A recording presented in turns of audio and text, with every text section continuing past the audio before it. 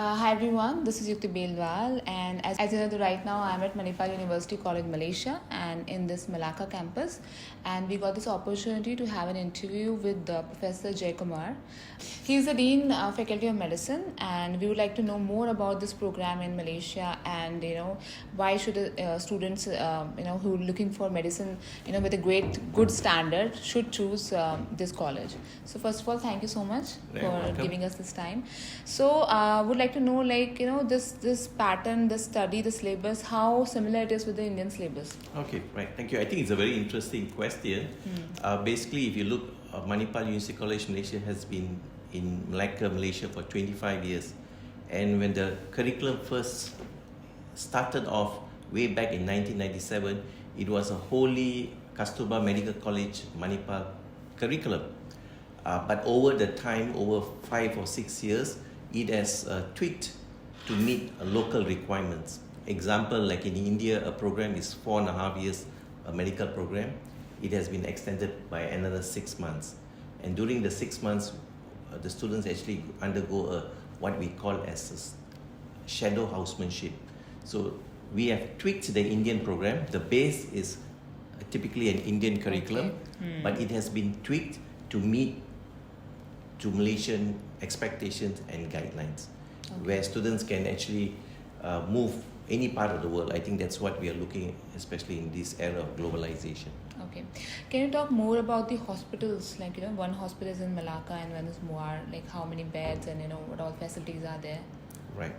Students have experience, especially in the clinical years, in year 3, 4, and 5, they spend the bulk of the time in the hospitals.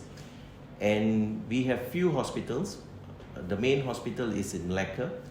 It's about 1,100 beds. Then we have another hospital which is about 40 minutes away from Malacca, called Hospital Muar, which has about 500 over beds. Then we have another hospital, Segamat Hospital, that has about 300 over beds. And 2 other district hospitals, which are approximately about 35 minutes from Malacca. So the district hospitals are a bit smaller. They will probably have about 100 over beds. In addition, we have health clinics. Yeah. Right? They are actually more for their polyclinics. Yeah. Typically, even in India, you have it. So they are what we use for our public health. We have numerous.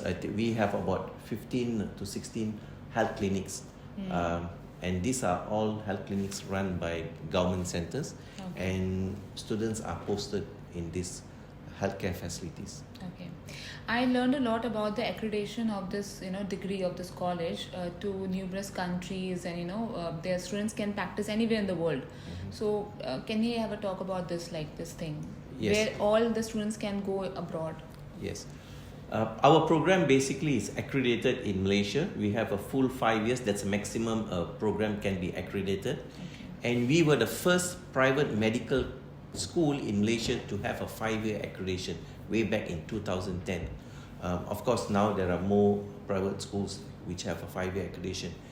And we also have obtained recognition from other countries like Bangladesh, from Brunei. We have got a couple of countries from the Middle East, then from Mauritius and so on, which we have obtained accreditation or recognition. Of course, some countries, the local regulations will require you to sit for entrance examination, licensing, because they are licensing, example like the US. Yes, right. Like, what is the teacher-student ratio in the classroom? Yes, teacher-student ratio. We are looking in terms of the first for the 5 years. It ranges around 1 student or 1 faculty to 6 students. Right, and that's typically we keep to the guidelines of Malaysian Medical Council. Right. But if you are talking about like the first 2 years where there are no clinical, it can go on to about 1 to 8 for practicals. 1 is to 8. Yes. Yes. I was talking to a student about who's teaching you anatomy. So he was telling me that it depends on the topic. Like if this topic, then another teacher is there. So how is it? Yes. I think the whole idea is students, we want to give an experience of diversity. Yeah. So exposure to different lecturers. And of course, lecturers also have different interests. So if you are looking at certain subjects, example, a first year subject, what we call physiology. So you might have the heart is taken by 2 lecturers. Then if you have the pancreas, the endocrine system, by 2 other lecturers. Okay. So different lecturers will take different portions, right? So the whole idea is to give diversity to students. You know, we don't want one lecturer to just share their knowledge and experience. Okay. Like I just want to ask, like, for example, in other countries I've seen anatomy has 1 teacher only. So is it like that in here also? No. No? No. How is it? Because anatomy we have more than one. I mean we have about 12 lecturers, right? So that will be diverse. So sometimes you might have in 1 week you might have four lecturers, 4 different lecturers.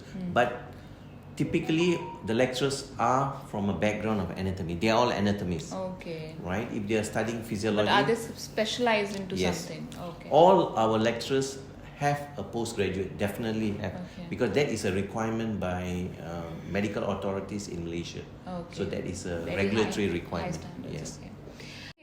What are the common difficulties a student can have while studying here? Like what kind of enthusiasm should a student have? Like medicine is not a very simple thing to have. So what do you want to say about that? Right. I think Caliber. that's a very good question, because basically when students move from high school to a professional program, it's a different paradigm completely.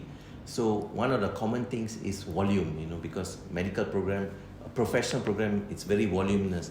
So time management is very important for students. And one of the things that we always advise is students to have a holistic approach. We don't want students to just concentrate on studies alone without having time for extracurricular activities. Work-life balance, because that's very important, because it can be stressful if you don't manage your time well. True. And that's something we are very proud, because we have lots of student activities, student experience. I saw the whole area Yes. is there for recreational activities. We have lots of clubs, we have lots of activities, facilities, and some programs also programs. you have. We have lots, from traditional to modern dancing, games, cricket, lots of activity, futsal, Great. Great. swimming, so Okay. lots of activities.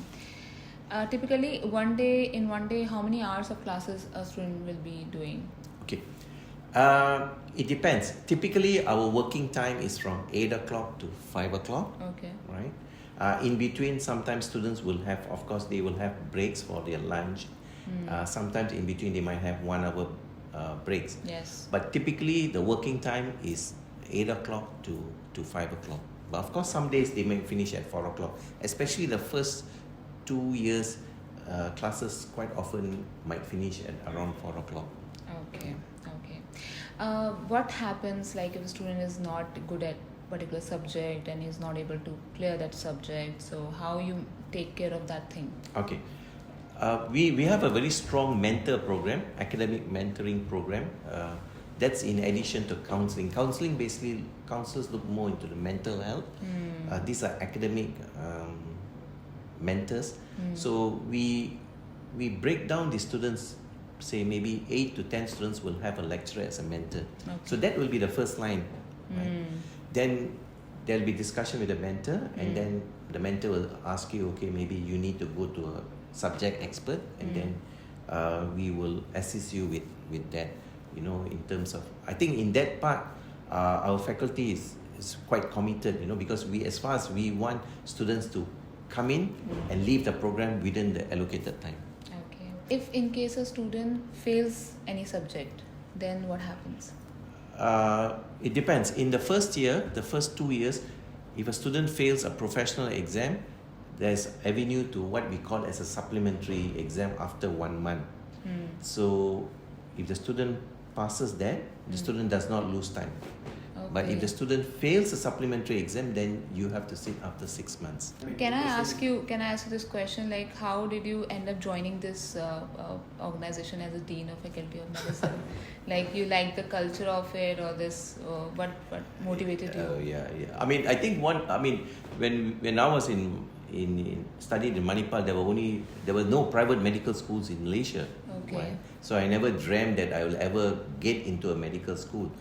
And my hometown actually is Malacca. Right? Okay. So an opportunity was there, and I said, okay, why not I try? And I liked it, so I've been in India. in the academic field more than 2 decades. Okay. Right. Okay. So, so basically, I visited the whole campus, and it was really nice experience because you have taken care not just the academic part of the student, but also the rest of the part. Like, what will the students do when they are free in their Yes. free time? There's a dedicated area which is given to the students for the leisure time, which is very important because, as you said, work-life balance which is maintained here. And I've seen all the kind of laboratories and everything is there for the students' understanding, and the kind of hospitals that are associated, the government hospitals, are one of its kind.